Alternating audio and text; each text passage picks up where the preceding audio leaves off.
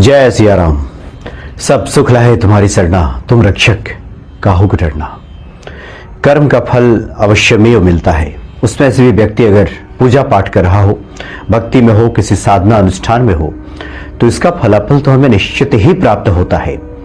कई बार जब जीवन के हम काफी संघर्षमय स्थिति से गुजर रहे हों, विपरीत परिस्थितियां हों, उस वक्त ये फल हमें तो अवश्य प्राप्त हो जाता है।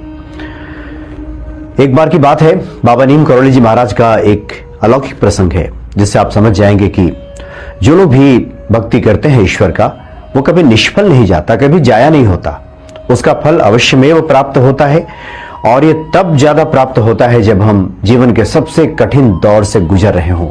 उस वक्त निश्चित ही ईश्वर रास्ता दिखाते हैं, आशा की किरण जगाते हैं और हमारे मन को भाव विभोर कर देते हैं। बाबा नीम करौली जी से जुड़ा ये प्रसंग है। बात उन दिनों की है जब देश आजाद नहीं हुआ था और द्वितीय विश्व युद्ध चल रहा था। उस वक्त श्रीमती मुन्नी देवी ईश्वर की अनन्य भक्त थी, बाबा जी को नहीं जानती थी। बाबा नीम करौली जी महाराज से उनका कोई परिचय नहीं था, लेकिन ईश्वर की भक्ति करती थी।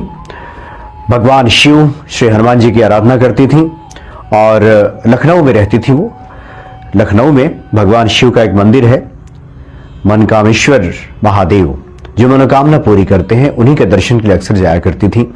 तो मुन्नी देवी जी के जो पति हैं, उनका नाम है पीताम्बर पंत। पीताम्बर पंत भारतीय सेना में कार्य करते थे। तो जर्मनी उन्हें लड़ने के लिए भेजा गया। द्वितीय विश्व युद्ध चल रहा था। कुछ दिन जब समय बीता तो मुन्नी देवी को खबर मिली कि उनके पति लापता हो गए हैं। लापता सूची में उनके पति का नाम दर्ज किया गया था कि युद्ध में न जाने वो कहां लापता हो गए हैं, जीवित हैं भी या नहीं हैं, ये कहना मुश्किल है। वो फिलहाल लापता हैं। इस तरह से महीने बीत गए, रो रो कर बुरा हाल था। जब भी जाती थी भगवान शिव के दर्शन करने के लिए मुन्नी देवी, तो भगवान शिव से आराधना करती थी कि आप तो आशुतोष हैं, भोले भंडारी हैं, सबकी सुनते हैं, आपके पूजा से तो मृत्यु भी टल जाता है। क्या मेरे पति का जीवन लौटेगा, क्या वो मुझे मिलेंगे? इस तरह से बार बार भगवान शिव से वो फरियाद करती थी, उनसे आग्रह किया करती थी। तो एक बार जब मनकामेश्वर महादेव के दर्शन के लिए वो जा रही थी, तो नर्मदा के किनारे उन्होंने देखा कि एक भारी डील डॉल वाले साधु वहां लेटे हुए हैं, सर पे हाथ रख करके। जिस प्रकार से बाबा नीम करौली जी महाराज की जो मुद्रा होती है, उसी तरह से वो लेटे हुए हैं और बुला रहे हैं। तो इन्हें संकोच हुआ कि कौन है ये, वो नहीं जानती, कैसे जाएं। लेकिन वो जो साधु लेटे हुए थे, उन्होंने एक व्यक्ति को भेज करके उनको बुलवाया, और जैसे ही पहुंची उनका अभिवादन किया मुन्नी देवी ने। तो लेटे हुए जो साधु थे वहां पे, उन्होंने कहा कि कहां जा रही हो? पूजा करने जा रही हो? पति कहां है? पति क्यों नहीं है? तो इन्होंने कह दिया कि कुछ कहा नहीं। इन्होंने रोने लगी, कुछ भी नहीं कहा अपने पति के बारे में। तो वहां लेटे हुए साधु ने कहा कि चिंता मत करो, तुम्हारे पति बहुत जल्द आएंगे। और सुंदरकांड की जो ये सबसे जो चर्चित जो ये चौपाई है, जिस वक्त श्री हनुमान जी धीरज बधा रहे हैं माता सीता को, जब माता सीता का धीरज खो रहा है और कह रही हैं कि अब तो आपको ही देख करके हनुमान जी ये मेरी छाती जुड़ा रही थी, और आप भी अब कह रहे हैं कि जाने के लिए। तो इस पे हनुमान जी कहते हैं कि कछुक दिवस धीरज धरु माता, कपिन सहित आई है रघुनाथा। यानी कुछ दिन आप धीरज रखिए।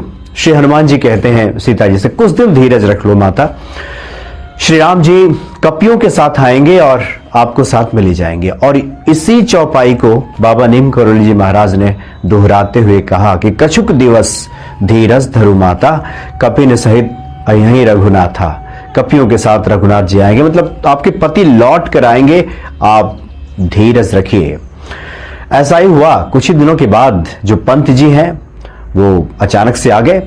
उन्होंने कहा कि जर्मनी में उन्हें बंदी बना लिया गया था, काफी दिनों तक जेल में रहे, और अचानक ऐसा घटित हुआ कि वहां का जो पहरेदार है, पहरेदार ने आकर खुद इनसे कहा कि आप यहां से भाग जाइए, मैं आपकी मदद करूंगा।